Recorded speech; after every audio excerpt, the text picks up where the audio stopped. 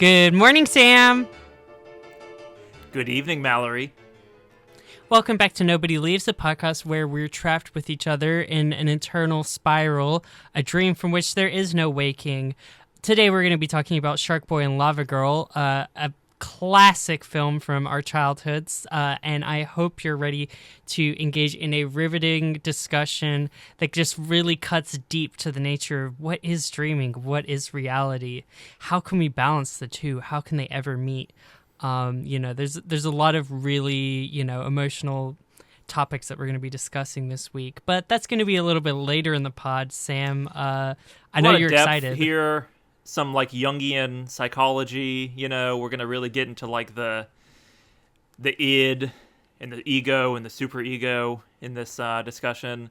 Like you said, later in the podcast, if you'd like to skip ahead to the Sharkboy and Lavagirl discussion, you can do so with the time codes in the description. However, Mallory, I've got a Sharkboy to talk about, and it's not Taylor Lautner. It is Beam. And to do that, I have to equip my special hat. Whoa! Do I look cool? I feel cool. That's cool as hell. This was given out at my screening of Chainsaw Man the movie Rize, and I wouldn't have taken it, but I had to take it for this podcast. It's falling, if you can't tell. I love you putting it over headphones. I have to turn so you can see the chain of the chain. You can see the saw of the chainsaw. Mallory, you undersold this movie like crazy. It's fantastic. So we're beefing about Rize. Yes, we're gonna rehash it. The only episode of this podcast that I've pitched where you could watch it and I couldn't, but I gotta talk about it because it's really good. All right, well, hit me with your best shot, because my best shot is like 13-year-old Sam watching anime, where I'm like, but the pretty colors and the explosions and the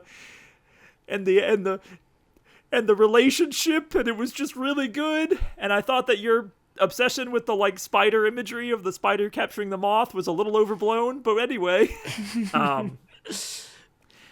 We talked about it when we did the episode about like maybe this arc doesn't deserve a movie treatment, and you're not wrong. It is a very short arc. It's like 12 chapters, and so they do stretch it out a little bit. However, I really enjoyed it. I was kind of blown away. I thought that they the cinematography of it all, like how they made it feel like a spooky like stalker horror movie at times, and how they made it like a wacky, bombastic action like Trigger anime sequence at times, I thought was delightful. Yeah, that's all I have to say. You undersold it. Also, Beam, impeccable Beam content in this movie. Good guy, good buddy.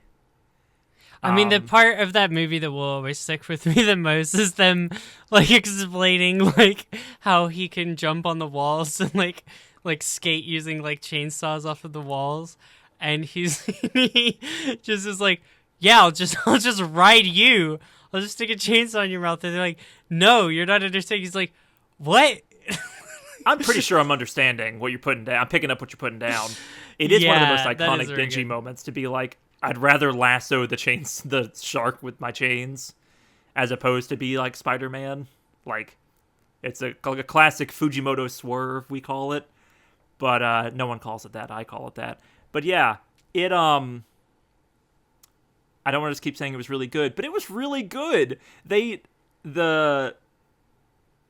elevation of the action sequence, it is a little bit like, we've been doing this action sequence for 30 minutes now, but they found just many, many, many cool ways to like show off like the wacky fighting of this world when you have two like near immortal beings like going at it, and then you throw in a typhoon and a shark, and it's just satisfying. I don't know.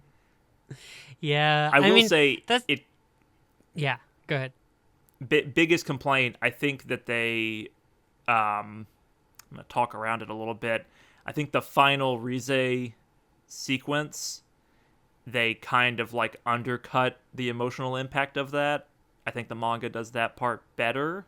It's more shocking. It's more surprising. It's more like a gut punch. One thing I mentioned to you in the episode of the when that all happens, and then they cut to Denji like holding a bouquet of flowers as like one final like twist of the knife. The movie kind of loses that impact because they put Denji in the post credits with power. So that's like one thing I thought was like a bad choice, but overall I was very impressed. I cannot wait for them to animate more of Chainsaw Man because the next arc is crazy. But that's going to take probably like another 4 years, so we'll see what happens. Yeah, I mean, like, as I said in the episode, it's like, it's cool and all. It looks good. There's funny stuff that happens in the movie. I think consuming it as a story and trying to follow the plot is like you're like, oh, okay, nothing's really happening here, like, and they're kind of like, there's just really not a lot of tension. And yeah, like it's really hard to understate how much my fixation on the spider moth scene it's beautiful. It's like, oh, okay, there's zero tension. Like, it's like, it was already kind of like, okay, she's probably going to betray him or something. Or mystery, right? Like, that played the hand where, like, you knew that Rize was going to turn, essentially.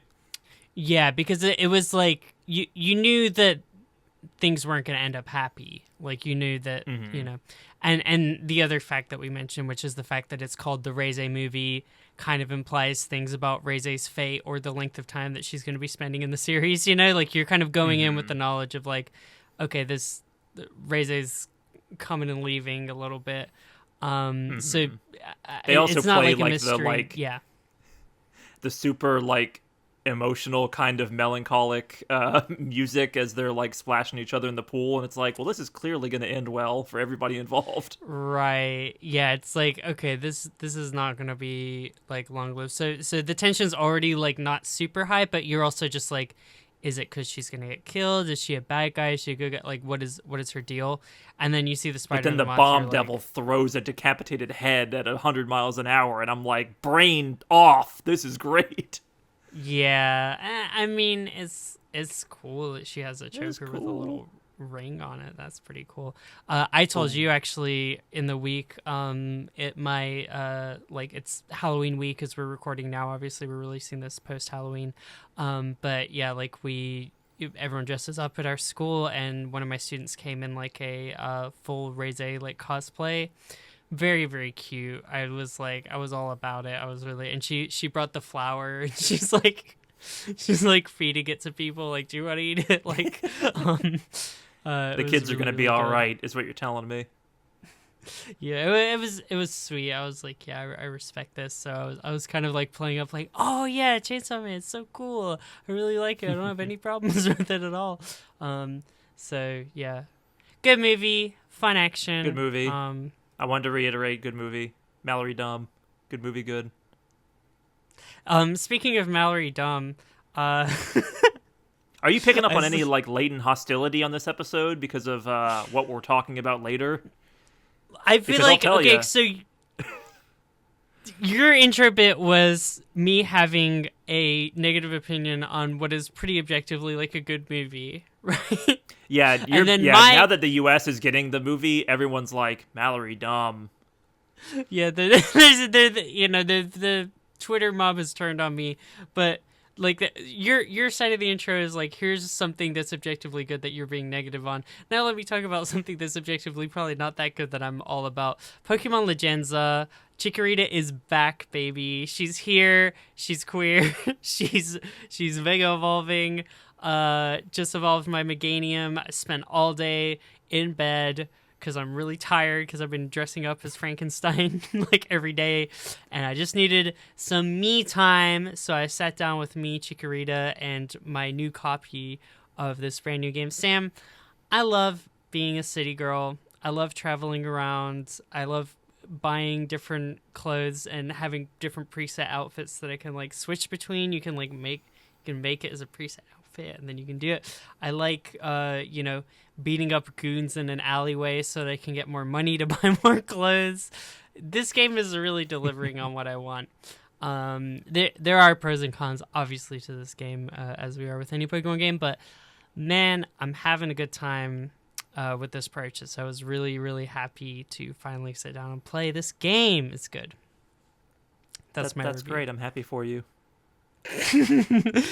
And, I have no yeah. negative opinions on Pokemon. I think Pokemon's great, and I think that we should just get another 100 games just like this. I like hanging out in the city and taking selfies with my Spritzy, okay? That's fun to me. I Yeah. I don't need RPG dungeons. I don't need a big cave system where I'm going to get lost and Geodude's going to kill me and all this stuff, okay? You know, that makes me tired. You know what I like is just like wandering around.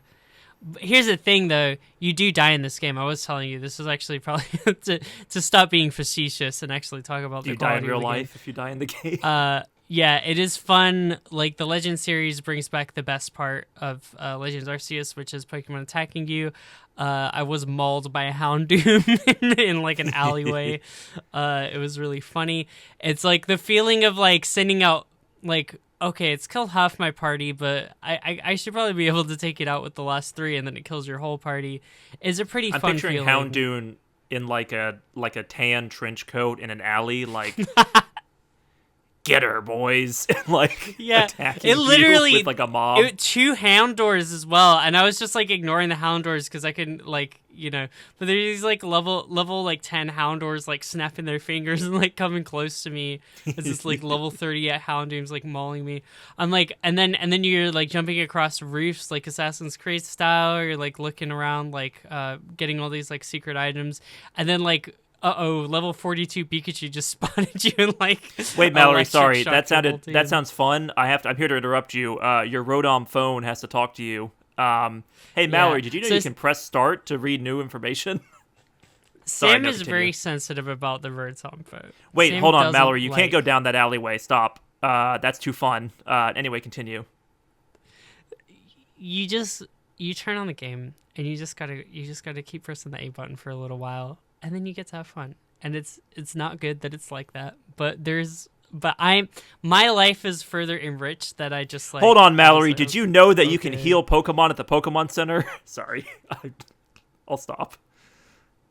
I will tell you. Okay, here's the thing. It was a little obnoxious at the beginning of this game, like on the obnoxiousity meter of like how intrusive the tutorials were for Pokemon games. Definitely worse than Legends Arceus. Definitely worse than Scarlet Violet.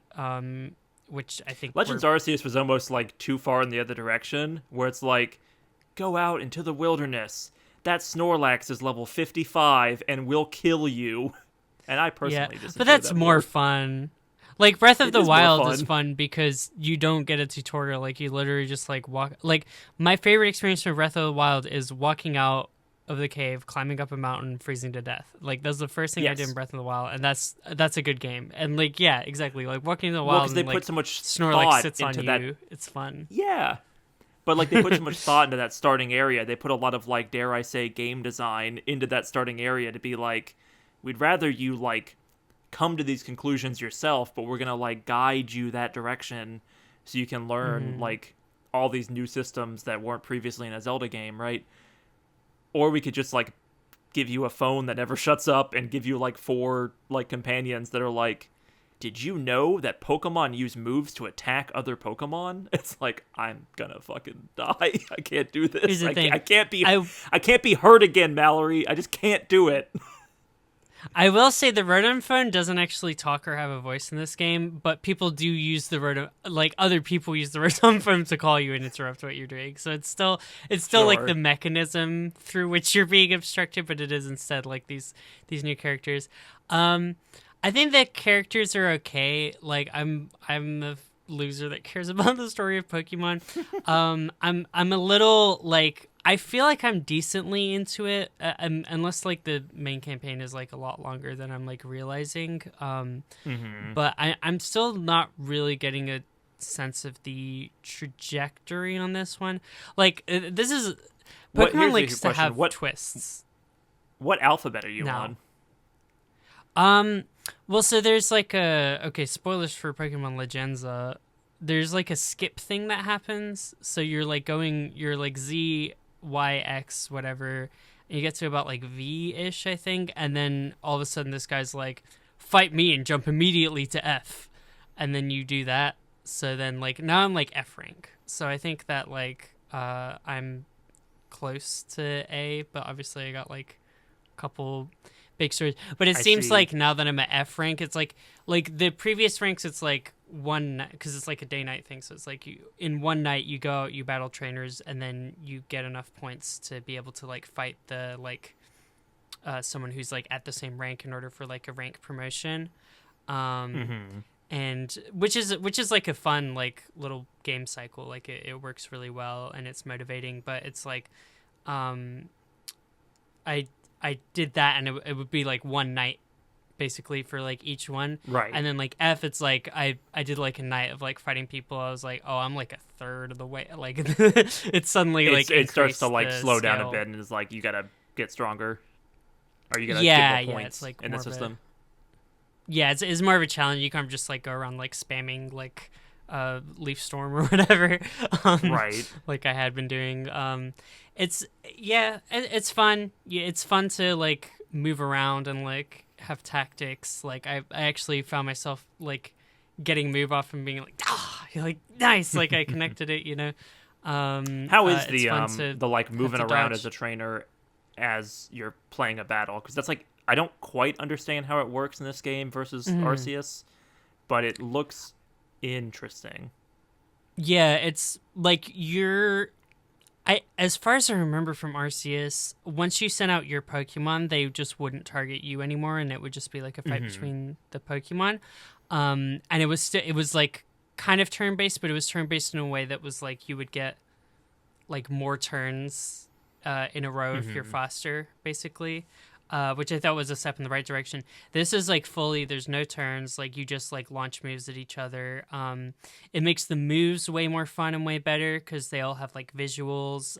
They have like areas of effect, like cooldown timers and like charge up times. Like that's all like really, really fun and like good additions. And it gives you a reason to want to have like Bubble Beam and Water Gun on the same Pokemon. You know what I mean? Because like, well, also seeing like hazard moves like Stealth Rock, like be physically in the world, I'm like, that's pretty cool. Yes. Yeah, or like fighting, I fought someone's like, it was like a Mega Camerupt. I actually died to Mega Camerupt, and that's where I like stopped playing before I like had to watch Sharkboy and Lavagirl. But it would like use Fire Spin, and then there would be like just big circle areas of the terrain that were like off limits because of Fire Spin. And then, especially in mega battles, or like where you're fighting these like big raging like alpha Pokemon or whatever, you have to be consciously like dodging with your trainer as well as your Pokemon, and it's like they're kind of different. Like you're using like a joystick for the trainer and like dodge and roll buttons, and then you have like and is you moving, making your partner Pokemon move? Like wherever the trainer moving around makes your Pokemon kind of follow you. So here's the thing. I think I might be missing something that you might be able to call your Pokemon to you, or you're not. I'm not sure yet. I feel like they would have like really rubbed my face in that if that was a feature. So I'm thinking maybe it's not. But to my understanding, the way that I've been getting through the game this far, at least, is like I move to a different area that's like not where the Pokemon seems like it's going to be attacking. I press an attack move for my Pokemon, and it creates like a little target point that my Pokemon's going to run to and then use the move from that position. So if I don't want to waste time on movement, I can like stay in the same place and have my Pokemon keep moving. But if I want to like avoid attacks, especially with my own body, then it's going to come at the cost of like the Pokemon that's like run over to like the other area. And is the penalty of like you, the trainer, getting attacked, like you can't attack with your Pokemon, like you're on a cooldown kind of thing? You die. Or you're like, stunned. You just... Oh, you die. You have like the little halo like red thing around the corner of the screen, and like if you die, then the battle's over, as well as if all your Pokemon will die. So I did not realize that. Yeah, you just gotta stay alive, which is fun, and it works. It's like the Halo thing where it just the border like disappears or gets from red to black to nothing. You get the Call of Duty like jelly on your screen, and it's like, oh boy, I gotta really take some deep breaths here, or else this bullet wound's gonna kill me. Like, Definitely. video games are dumb and fun. But you know, it works well. Like overall as a system, like I definitely am enjoying the gameplay. I think Arceus had more of a feel of like hunting, which I like. You still like are crouching behind like bushes and like trying to like sneak up on Pokemon and catch them and stuff like that. But this is a much more battle focused game. But I think that's to its Right. benefit. Like I'm glad it's not just Arceus again. Like it's like this is what this game is. We're in the city. It's more about battling. Like we're in tight corners and like running around alleyways and stuff. And it's dynamic battles, and they Yeah. put all the emphasis in the right area. I think in general. Yeah. Those are choices that I personally don't love. Like, I always enjoy the catching more, and I like the feeling of exploring like a wilderness more than like a city. But I do, to your point, I'm like, it's cool that they're continuing to mix it up with the like Legends sub series, right? Like, I could see this being for like the kids of now, like their Coliseum or their Pokemon XD Gale of Darkness, right? Where people are like, yeah, that really like mixed up the formula and was really cool and this and that, and I got the decal on my GameCube or whatever. Yeah, like I want to praise it for being different from Legends Arceus and for committing to the bit of what it is, like for committing to like this is a city, this is what it's like in the city. There's like this weird street trainer culture where you're fighting each other. The fashion, the outfits, I mean, I don't need to say anything else other than they're good. fashion. I'm really glad they emphasized like I like that it is what it is, even though I also probably would have like enjoyed like let's do like back in time in this region like that's I feel like would probably be really really fun, and I want them to make more of this game. But I like that they're not purely resting on their laurels. There are definitely like it could look a little bit cooler. AZ is annoying. Here's this. You don't like AZ, the big tall giant man? He keeps. Here's the thing: is that all of your friends, you have like 3 peers that are always talking to you, and they're like, "Yeah, we're gonna battle together. Pokemon is so awesome." Like they're just like your little like positive friends that don't have any like negative quirks or whatever. And then AZ, Actually, Pokemon is a very dark and serious world. Is yes, that kind of the vibe? AZ just like leans in the corner and says like, if trainers cannot learn to live with Pokemon, then Lubios City will fall. Like, shut the fuck up. Like, what are you talking about? Like, This dramatic bitch. it's really annoying me at like certain parts. Isn't what's yeah, his face the Team Flare guy like the same thing? Oh, Lysander from Team Flare? Yeah. Yeah, he's Isn't he kind of walking dumb around as well. being like dramatic? Yeah. I like AZ. I think AZ didn't talk as much in the original X and Y, so I liked him more. But yeah, Lysander was annoying in the because he would just be the most obviously villain. That's the thing. They really The love their world villain must twists. be beautiful. Yeah. They really love their villain twists in Pokemon. I feel like since like Black and White, they were like, oh, we're gonna make the story super deep, and then like Sun and Moon, like Lysander's like a twist villain because he's friends with X the and Y. professor, but also just X and Y. Sun and Moon, they have like Team Skull who end up being like lovable, and then they have Team Aether who are like, we're going to make the world pure in our like Scientology outfits. It's like, whoa, who could have seen that coming? Like they're just really addicted to their twists. Are you telling me that the villain in this game, like, you meet them briefly in the first 30 minutes, and then like later on, like the city official is evil? I'd color me shocked. Yeah. Like, but that's the thing. I don't / mayor / government official / like professor. I guess they haven't done an evil professor yet, but yeah. But they Scarlet and Violet. They did. Well, okay, yeah, there you go. Yeah, that was the plot in Scarlet and Violet. So it's like they're just trying to do everything. So this one, that's like why I was saying about the plot. I'm like, I'm kind of still not sure where it is going because it's not as like AZ seems the most creepy to me, but like I'm pretty sure I think this is the future. And I don't think he's a villain because I'm pretty sure he was like cast as like a more heroic character. I'm like, we're probably being lied to in some way. I'm sure that like something's gonna drop, but like I feel like there's gonna be a reveal and I'm like, okay, cool. you know, I never saw that coming. oh, like not even in a never saw that coming, more in a like I'm not really invested in this, but Or like I mean, this character I barely care about is now the grand evil mastermind. I'm like, okay, yeah. who are you again? So Are you the guy with the There's- Pikachu? Like, the only thing is like there's this cool looking like Yakuza guy that I saw his like design, and he has like this. I purple like that outfit. guy. I've seen this haven't- guy's design. I have not encountered him yet, so I'm kind of like, okay, I feel like there's some stuff going on in the game that is like not hit yet. So I'm excited for that. But yeah, Legenza. I caught Trubbish, and I decided I really like Trubbish. I've never been anti-Trubbish. Guys.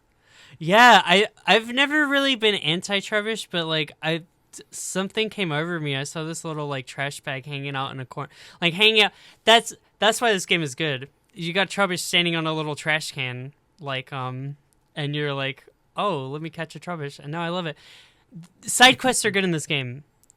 Some games, even Legenza, like the side quests were like really boring. It's like collect 14 rocks out in the field and like give them to this man. Oh, you mean there's an Arceus? animation. Yeah, Arceus. Yeah, versus like Legenza is like it will be you'll go to this restaurant and this lady's like these like Trubbish keep hanging outside of her restaurant, and she's really nice. She's like, we want to keep feeding them, but they smell really bad, so we just want to like relocate them. Can you lead them away? So there's like leading mesh, or like this like Diggersby like dug a big hole that's like destroyed an elevator. Can you like fight it or whatever, and then we can like patch up the elevator. Like it's the quests are fun and immersive, and like it's connecting what you're doing in the game to the effect that it's having on the world in a way that's like you feel like you're actually accomplishing. Like it's been a minute since I've been like, oh man, I want to like do side quests now, you know what I mean? So I've been kind of like having fun with that. So Nice. yeah, fun game. Yeah. I love Pokemon. Yeah, playing this game was just like a dream, but all dreams have got to hit reality some day. I am the daydreamer, Mallory. I am the daydreamer. I escape the reality where I have to talk about Sharkboy and Lavagirl for the next hour. I simply dreamed a plot solution, and we just yada yada our way to something else happening now. 3D effect. Woo! Woo!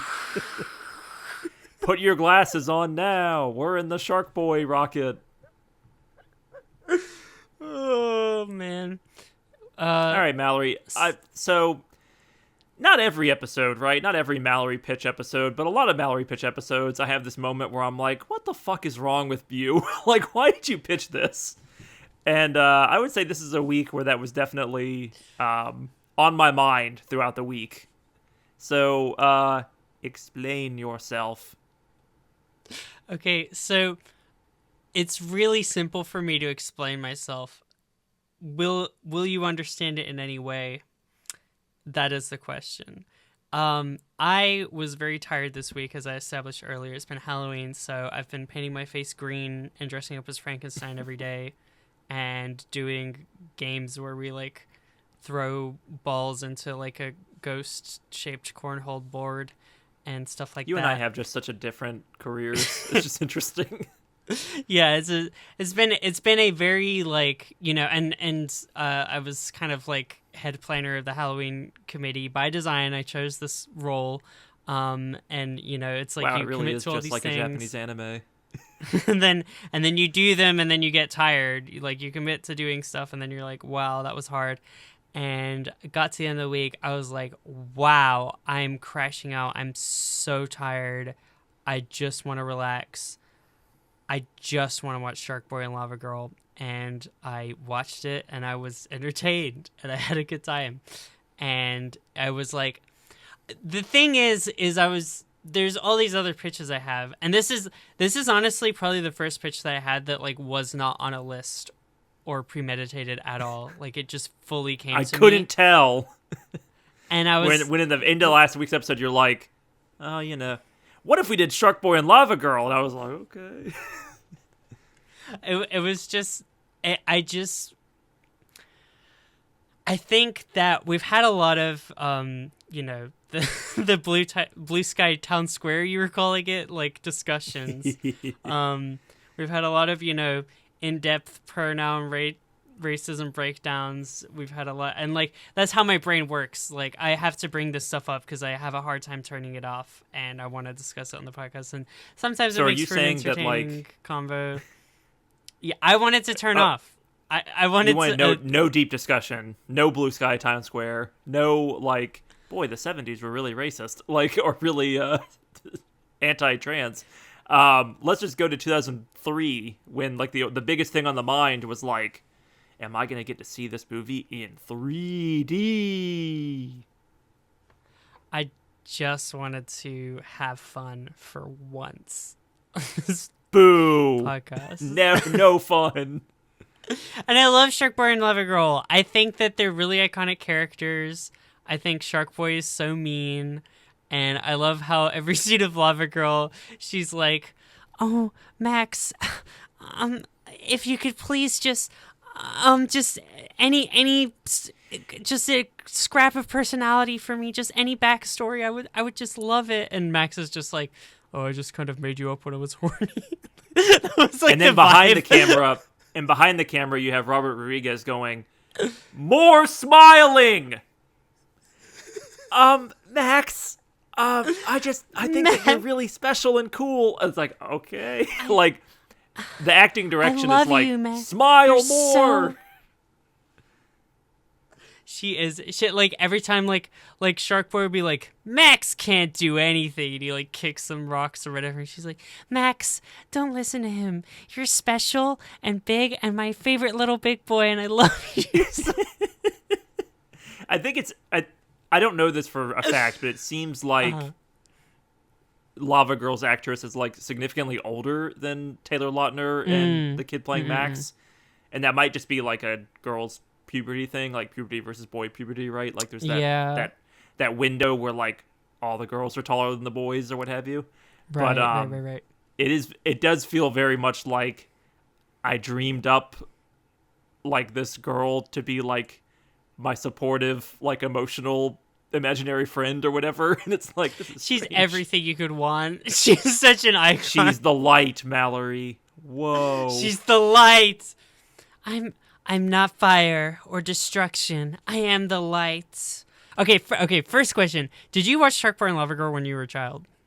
I've seen this movie probably like 7 times. Like it was one of those movies that played all the time on probably Cartoon Network, but I can't quite remember if it was that or Nickelodeon. Like lines from this movie are like burned into my brain. I know it got the like internet meme, like we're going to quote every line from Revenge of the Sith treatment at some point. But I think I just remember it from seeing it so many times. There's a category of movie to me, which is like substitute teacher safe, where it's like, I've seen The Polar Express like 90 times. I think there were times when I was a kid in elementary school where it's like, exams are over and I think I literally had a period at one point where 3 different classes were showing The Polar Express, because it's like not really religious, and it's not really like, it's like a secular movie that's like sanitary, where like they can show it to like any kid and not have the worst parent you've ever met be like, well, I don't know, I agree, blah, blah, blah, blah. Like those kind of movies. Like I've seen October Sky like 1 billion times. Polar Express 1 billion times. I feel like this is in that category. I remembered like every beat of this movie. See, I'm glad. That was the thing. I remembered so much of the plot of this movie, and I think I was also thinking of it because I've been thinking about Deltarune a lot again, because I've been like gearing up to like write my video essay, and it's just one of those. To me, there's so many parallels to Deltarune. Like, You should make that video for 5 people. I think that'd be a good move. I feel like Lavagirl is so Ralsei coded because she's just so like perfect, submissive, subservient, like created to just like, please, like, and just always be smiling and reassuring. We don't know if Ralsei's a figment of the main character's imagination. We don't know that for sure. It probably is the case, but we don't know it for sure. It's probably the case. Like, even though they're different, even though Sharkboy is definitely a figment of main character's imagination, Susie definitely isn't. They're also like the same like kind of vibe, It's like it's just the same thing. So I mean, Deltarune. Basically, my take is Deltarune's really ripping off Sharkboy and Lavagirl. They need bring that to Toby Fox and see what he says. Linus is the knight, and Mr. Electric is Eram, the mysterious shadow boss. I see. And Friend is the plug hounds. Do you remember? Did you see in the news where like they had these like peaceful protesters and they set the plug hounds on them? They were like mauled in the street. What joke are you trying to make here? This is my joke about the plug hounds. It was really messed up that Mr. Electric set the plug hounds on people who are just trying. Are you telling me that Sharkboy and Lavagirl is like 1960s race riot coded? Is that what you're trying to like? Is that what you're bringing to the table here? I just We're thought like it was 10 minutes into this discussion. Like, what are we doing here? Here's the thing. Okay, we can talk about acting in this movie. We can talk about we can talk about the line deliveries, especially of my boy Max, who just had like so many like beautiful like I wrote down a line he said where it's like it's a lie. It's not a true story, and he goes, "It is a true story." Like he says every line like that. He does. He is a little like mini thespian like kid of like. And now I'm emoting, and dreams are what they mean. And I gotta be honest, the childhood acting in this was not as bad as I was expecting, with one Sharkboy glaring exception. Really, me it was Max. Like the Sharkboy only was member okay of the trio who like went on to have like an acting career. I thought Taylor Lautner was like really bad as a kid in this movie. That's interesting. I mean, I thought as much as like you can hear the director being like smile more.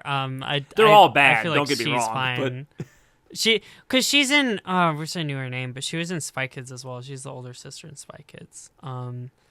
Like all those Is movies. Yeah, right. I did not realize that. I don't think that's true at all. All right. Well, I'll look that up while you tell me about how bad Sharkboy is. I don't know. It's the. He's not the deepest character, so I can't fully put all the blame on Mr. Werewolf, but he was raised by sharks. I know he's raised by sharks, which means he has the power of super speed and flight sometimes, and jumping out of tornadoes. But it's just like, be angry, be kind of a bully, be supportive, have kung fu, like much like the entire movie. And the movie does the thing where it's like, you can't criticize us because this is a movie based on a childhood's dream in real life, based on like Race Car Rodriguez or whatever the hell his name is. It's like, all right, well, it still is bad. You could do that and have it be good. Like, there's a lot of. What's up? You looked it up? They're not the same actress at all. No, not at all. Yeah. Well. Sorry, continue. That there are many movies that are like, let's capture the imagination of like childhood, like fantasy and whimsy or whatever, like a Labyrinth or something like that, or a Never-Ending Story, or like, and this movie is like the really shitty, like, this movie is like the LimeWire version of that. I don't know. It has that like 2003 sheen on it, and obviously like we got to talk about the 3D, and we got to talk about the like walking through like a CG slop. Like, it looks like this movie looks like it was generated by like AI, even though it wasn't. It looks horrible, and that's part of why I want to give the childhood acting a pass, because They're on In green parallel screens. to this movie, a little movie called Attack of the Clones is being made, and maybe it's come out by this point. And the actors in that, like professional actors in that movie, were like, I'm just like surrounded by like green screen all the time, and I don't know what I'm doing, and I don't know what I'm acting towards. Like Ewan McGregor and Anakin, I can't remember his name, Hayden Christensen. Yeah. are just like, I'm in a void of fucking blues and greens, and I don't know what's happening, and shit's crazy. And they had a really tough time, and the acting in those movies is not particularly good, in part because it's like, emote to this tennis ball, do it. And it's like, okay. So the kids, I think, handled that better in a movie that clearly is like all like, all right, now you're gonna walk across this rope. You're walking on a rope bridge now, Max. Plop, plop, plop, plop, plop. And it's like you could literally see his feet like not connecting with the scenery, and it's like, okay, that's gotta be a challenging. That's an Easter egg referencing the fact that he's the daydreamer, obviously. Oh, yeah, of course. Dream logic. Everything makes sense because it's all in a dream. Here's the thing. Speaking of good acting, though, I really liked George Lopez in this. I thought it was so good. He just gives every line. He's like, because the reason why I even started on that like whole tangent was because of the way he like delivers the. He's like, bring out the plug hounds. Like he was every single line. It was very damn backslide. It was very just like. Over the top, campy, like just being like, it was like shocking, like that kind of stuff. This movie, I don't think George Lopez is particularly like the most talented guy or whatever. He's been a staple of my life forever because of like, I'm almost asleep, I'm watching Nick at Night, bum bum bum bum bum bum bum, like yeah, you know the drill. Blinding light and those fucking actors on the trampoline, and I'm just like, I guess I'm watching. I guess I'm awake now. That was it was so bright in the intro specifically, and then I feel like it'd be darker. For those who don't know, we're talking about the George Lopez show. Yeah, it was a blue screen. Yeah, back in our day, we didn't have Poppy's Playtime and Toon Toon Toon Savulu or whatever, but we had George Lopez on his big blue sky trampoline jumping. That was our blue sky back in the day. Back in my day. Yeah, I don't think he's the most talented guy. I think he's kind of hack. But this movie makes him look like Daniel Day-Lewis because he's like actually like emoting and trying and like he's hamming it up, but doing like a more professional job because he's like the only adult in the movie other than the parents who are also terrible. Yeah. So, George Lopez. I was excited every time he was on screen, even though I think that he's terrible and this movie's terrible.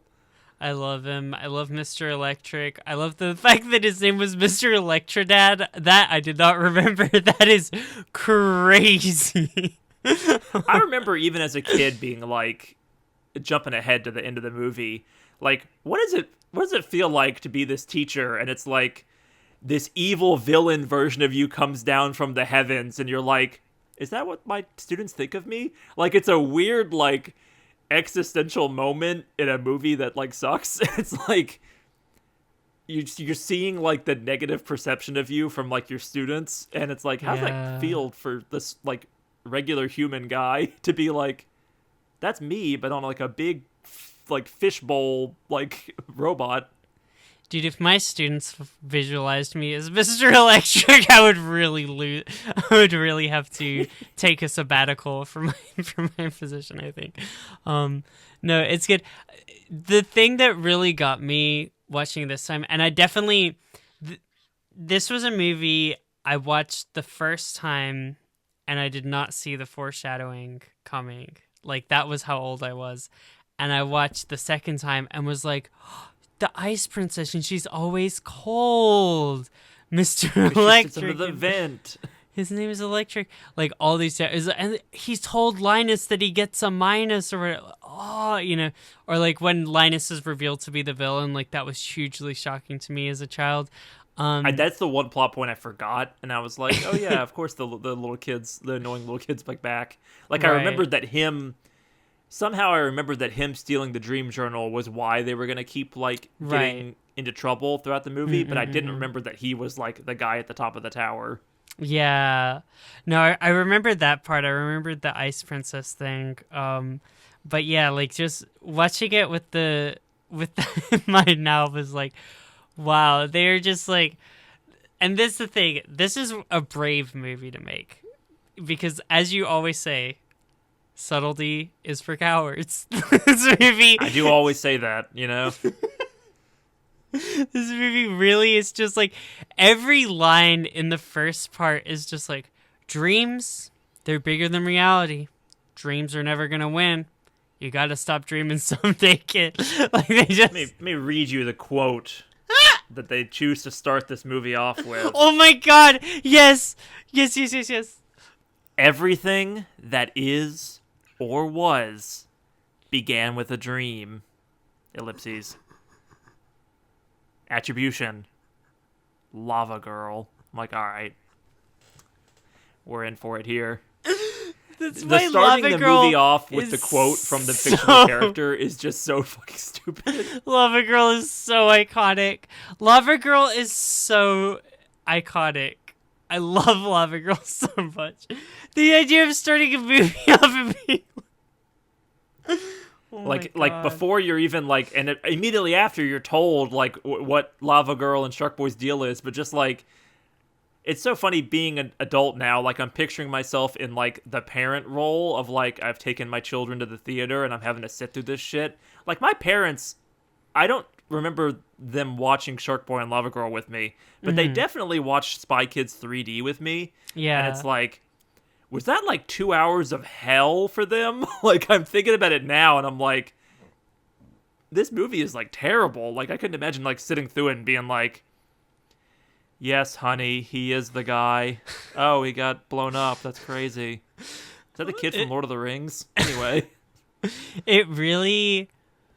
Imagine sitting down to watch Despicable Me, and it's like, it starts the movie with a quote, and it says, family is the people that you find around you. Quote, Agnes. Like, could you imagine Gru, the great and terrible. I'm like, oh, okay. How iconic that would be. I think that, yeah, that I had a similar thought. I definitely saw Sharkboy and Lavagirl multiple times in theaters because I really, really liked it as a kid, and I made my kids take me there.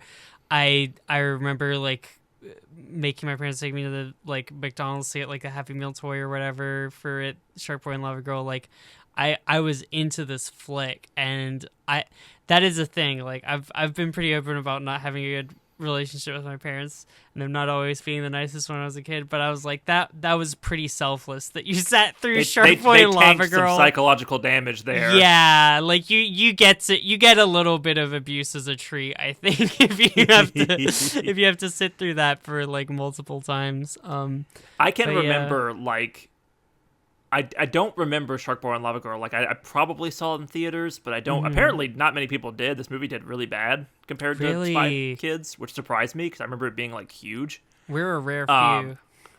Apparently, I do distinctly remember. We're gonna take it real back here, like renting the VHS of Spy Kids 3D from Blockbuster.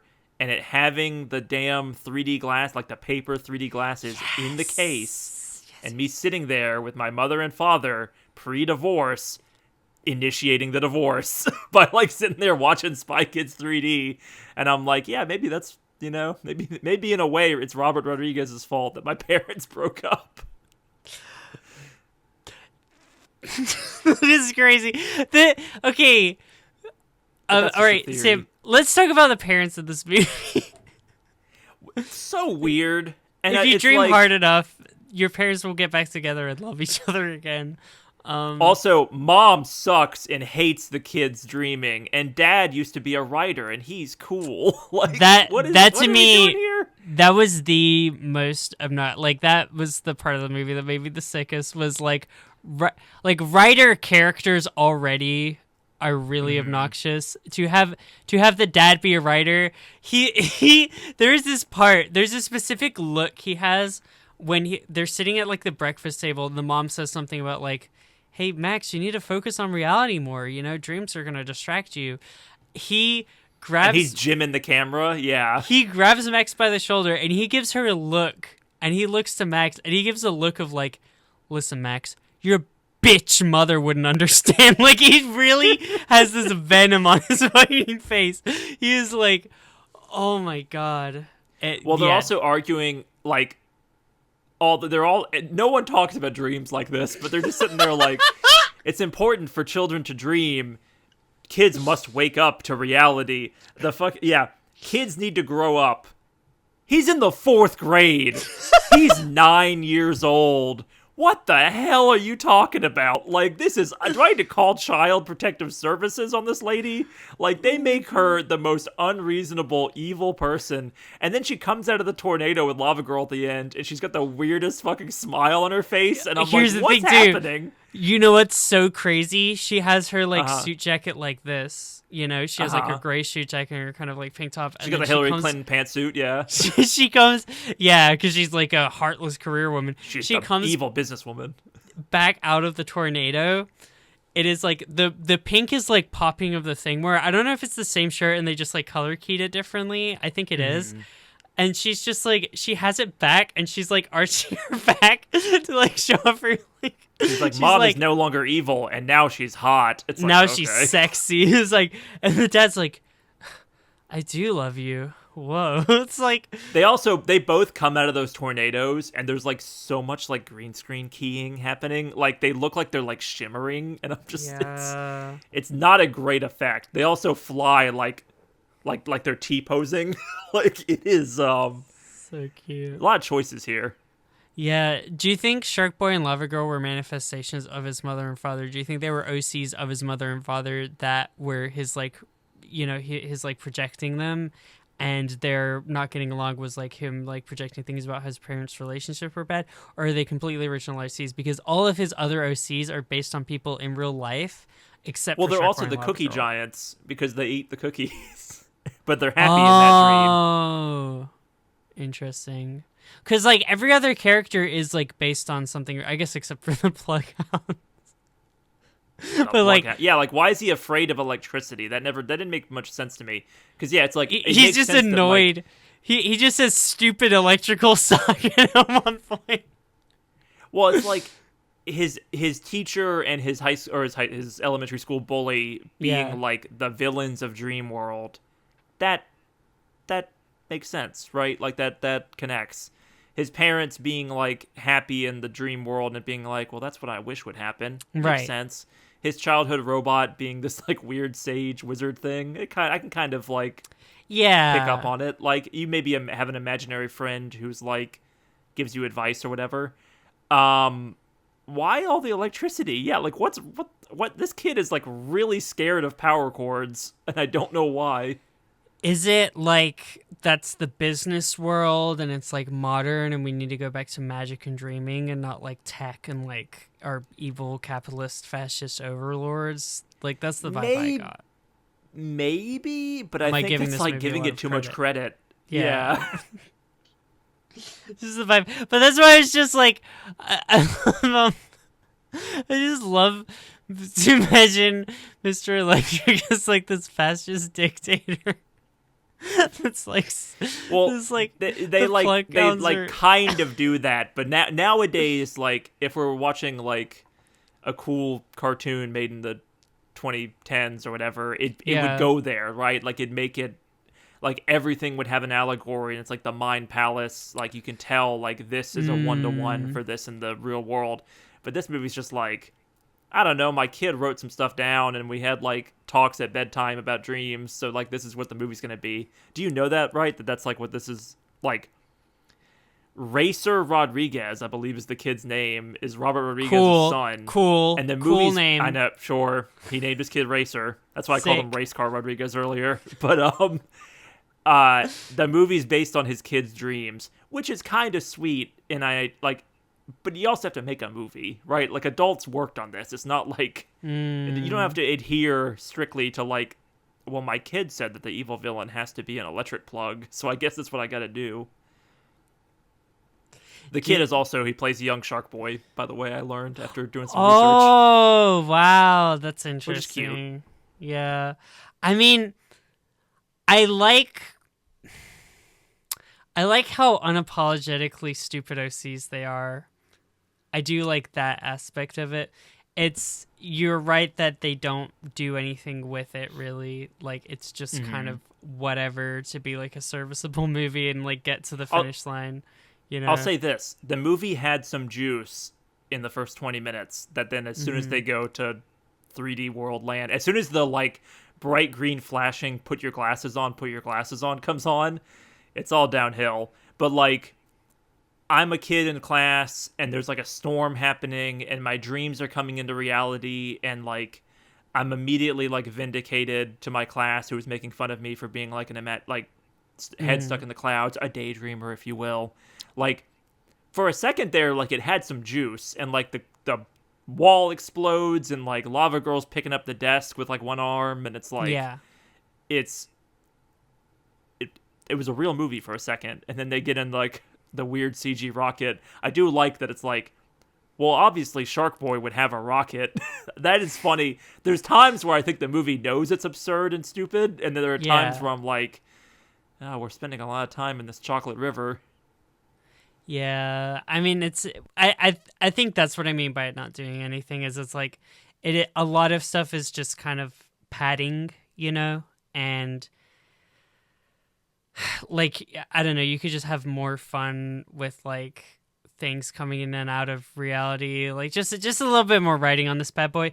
There's a part like when they're fighting where they get to a point where every single line of dialogue is what I would generously call a quip. That's generous for sure. It's just like shark attack, shark karate, lava spew. Like they all. Whoa, that's pretty hot. Right. This was shocking. They make the shocking joke multiple times. He says, "Watts up?" You know, like the electrical measurement of watts, which I appreciated because I needed that explained to me as a kid, probably. But yeah, like, when you were 5, which is when we should be watching this movie, not at 28. But I liked that a little bit. It was I liked that it was just so like dragged out. I wrote down this movie has 2 good jokes, just 2. 90 minutes. Oh my god, has 2 good jokes. Your first one that you highlighted is so funny. Joke number 1, I'll walk you to school, and the school is like literally like you pan from the house, and the school is like right there, and they call it out, and it's like making fun of like the movie thing of like we're gonna have like a conversation and then suddenly be where we need to go. Like it is a weird meta joke, and it is punching above its weight because they like have their heart to heart. It lasts like 15 seconds, and then it's like, and we're here, and then you like the camera like goes like there's the school, and it pans back, there's their home, and it's like, well, your father wanted to save on gas, so we had to move like right across from the school. That's a good joke. It's a good bit. It's them making fun of like movies basically. Yeah. And like it's dream logic in the real world. Ooh. That feels like a Tim Burton like sight gag to me. Yeah, no, it's funny. Like it's like the Edward Scissorhand like mansion on the cliff or whatever. Good joke number 2. Mm-hmm. Only my eyes and mouth can move. And then it hard cuts to them riding the eyeballs in the mouth of the robot. Like it just gives like fly on its own power.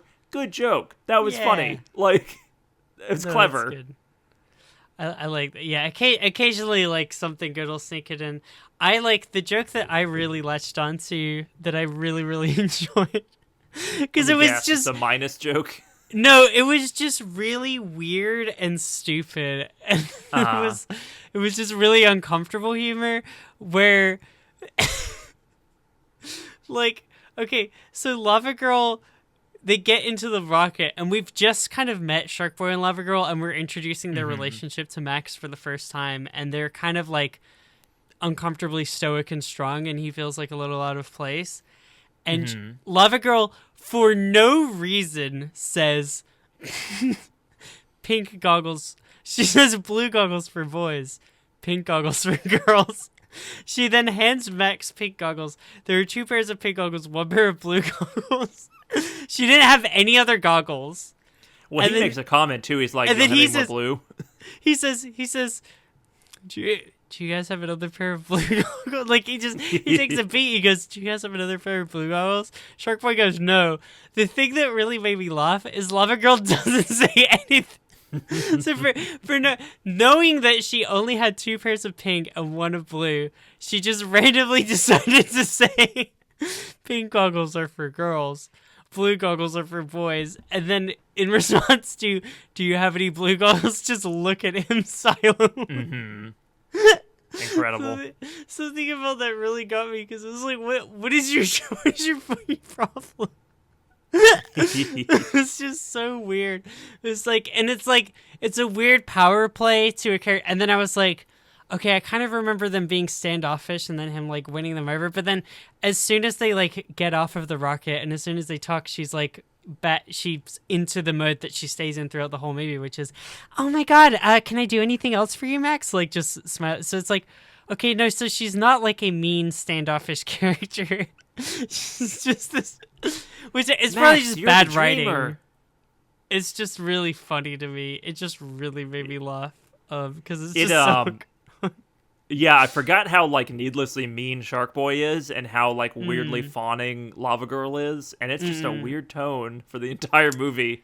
I think the goggles thing, I think they gave those out in theaters because like let's call a spade here. This movie was designed to sell like 3D movie tickets, like as was Spy Kids 3D. It's like 3D's big for a second. Let's charge double for like ticket prices and like get people to the theaters.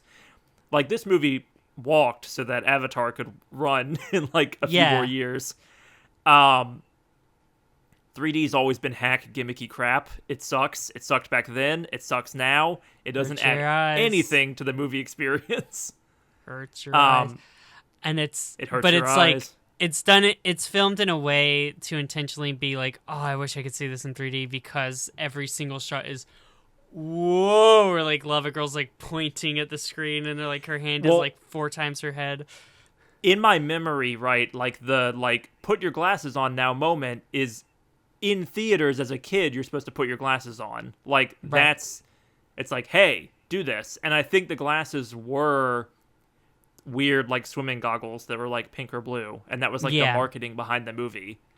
Totally. So I think that's why they make a joke about it and point it out, but it almost feels like it has the energy of like Lavagirl like stops the show to be like, you know, when I'm traveling to Planet Drool, I like to smoke Winston's because Winston's have the smoke that 9 out of 10 doctors agree is the best, and like it has this weird like capitalist like vibe to it of like, and now we're all gonna put our 3D glasses on. All right, let's go. I see, because if you're watching the 2D version for that moment, you'd be like, oh, I don't like it's trying to instill FOMO. I don't even think it's trying to instill FOMO. It just has a weird energy to it that is very of the time. And it's like, this movie was designed to be seen in theaters, and that's it. Or maybe sold like 3D glasses at Blockbuster or whatever. I mean, yeah, I feel like it would also probably, like, if you were a kid sitting in the audience and you had, like, the wrong color gender glasses, you would probably be like,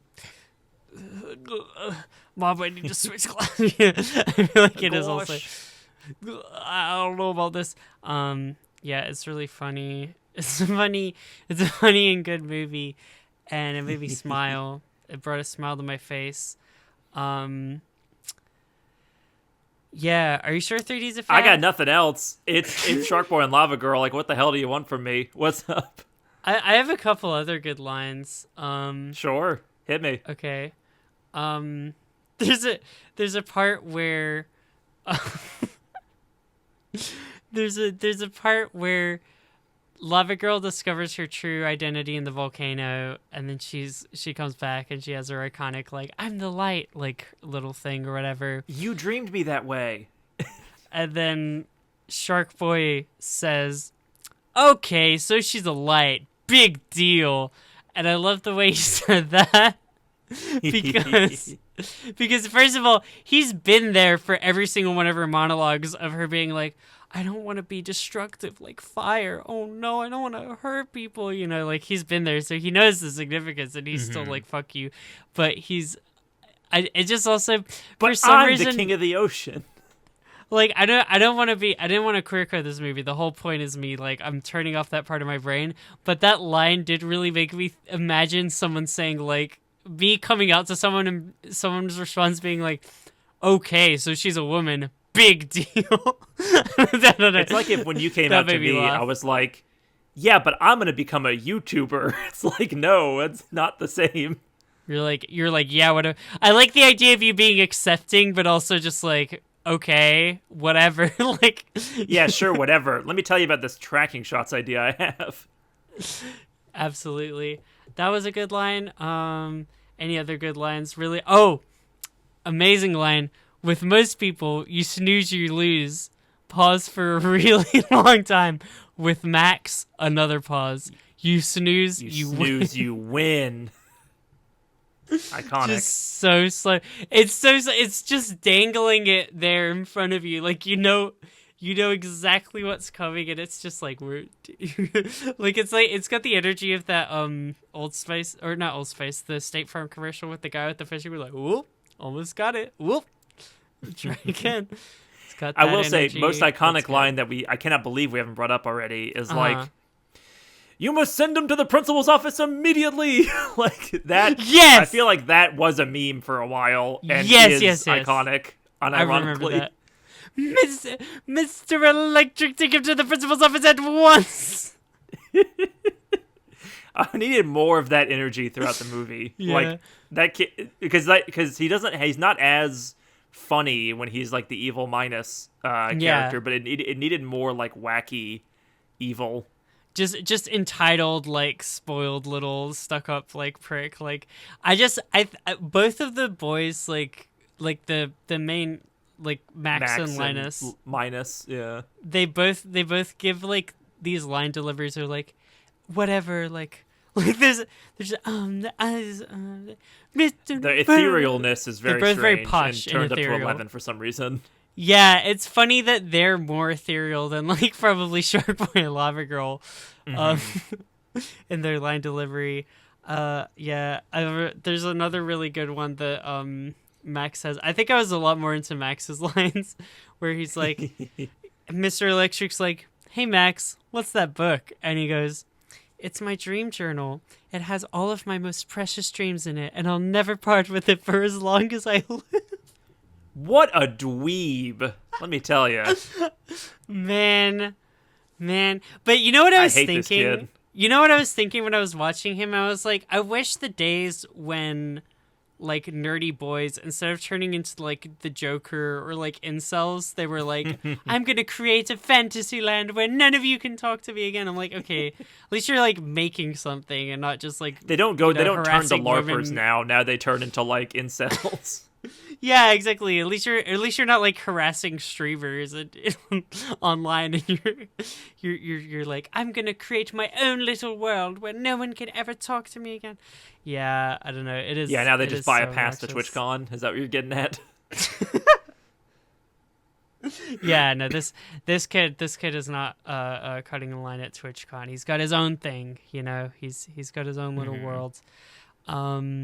Yeah. Do you relate? Did you relate to Max as a kid? I mean, yeah, I totally was like I didn't have a lot of friends as a kid. As an elementary schooler or whatever.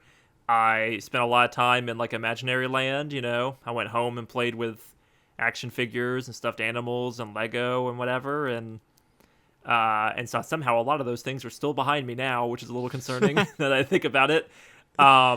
We didn't let dreams die. We merged didn't let dreams and dreams reality.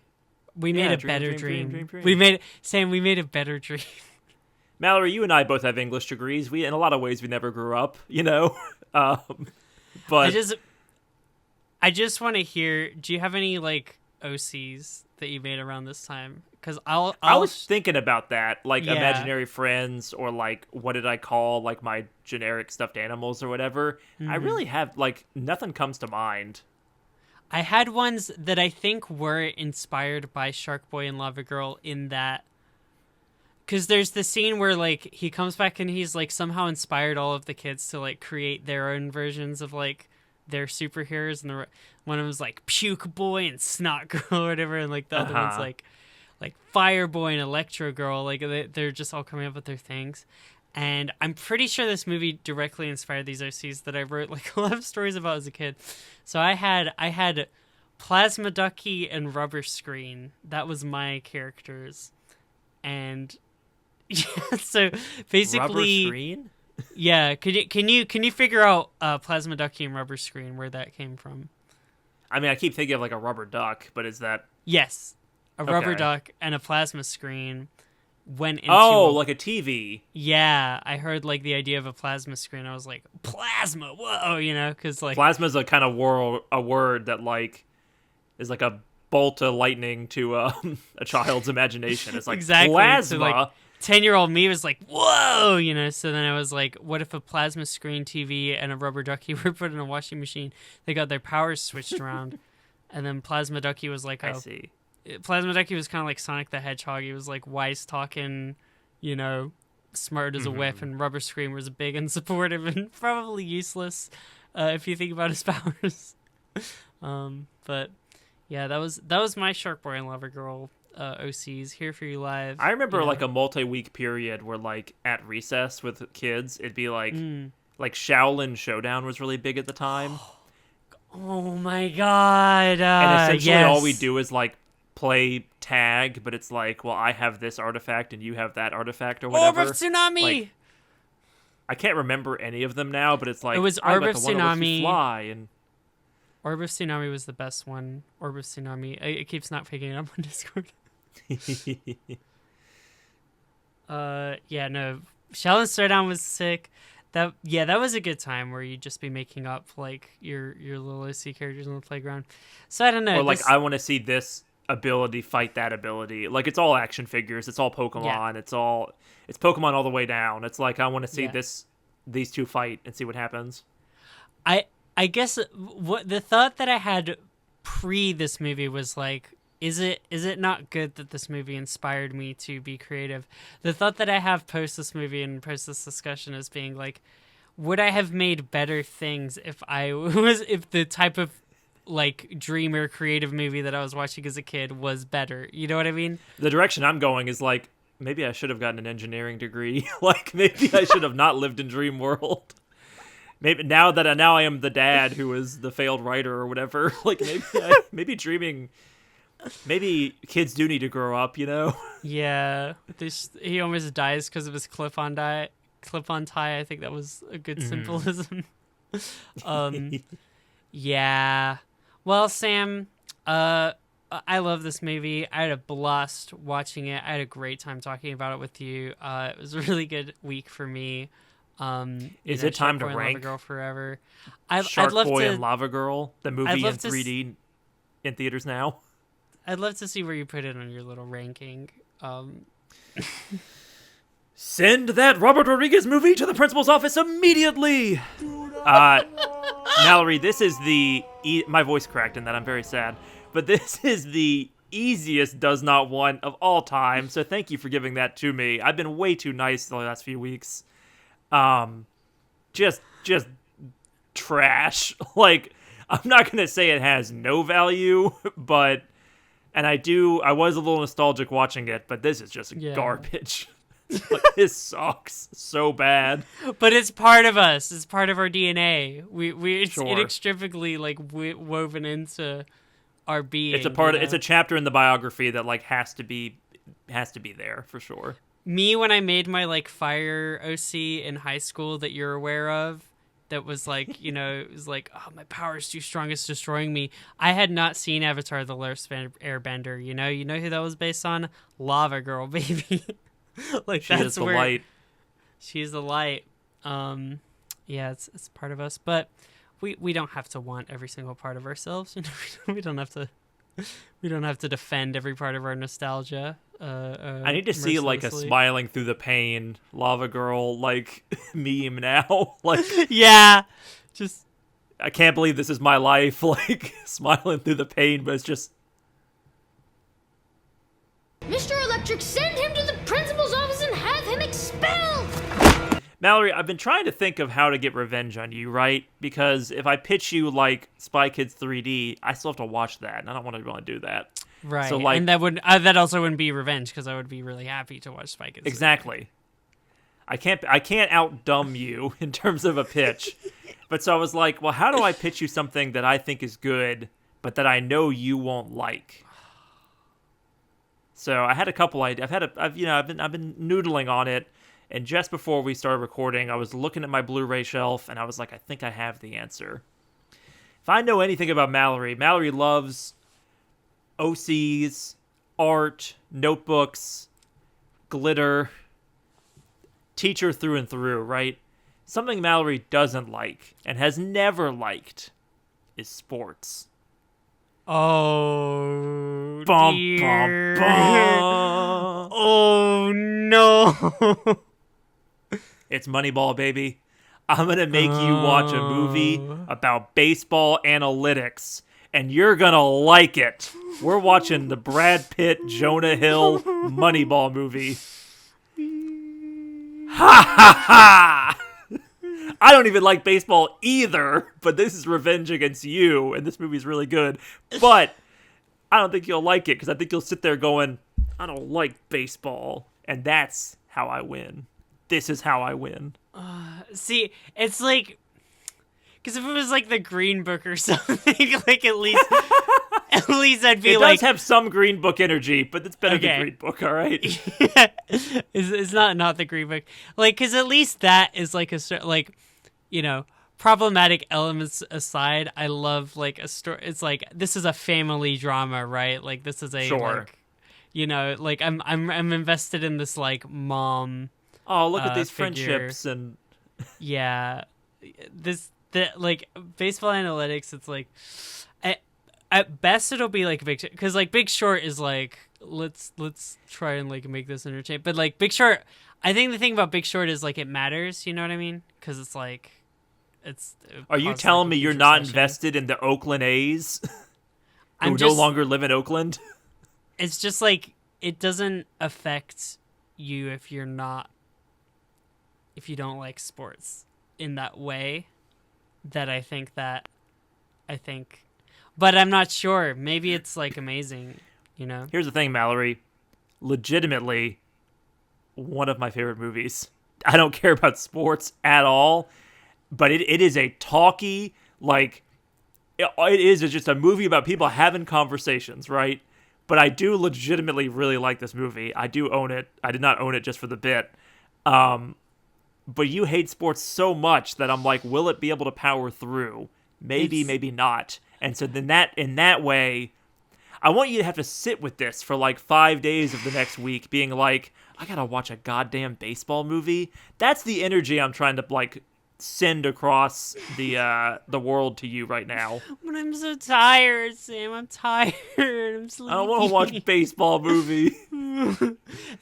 It makes it worse that you like it, because it's really like, good. oh, I like it a lot. We have to be serious about it and engaged with it. I can't Mallory, just be like, I can ooh. quote like this movie like line for line. Like, I love Moneyball. No.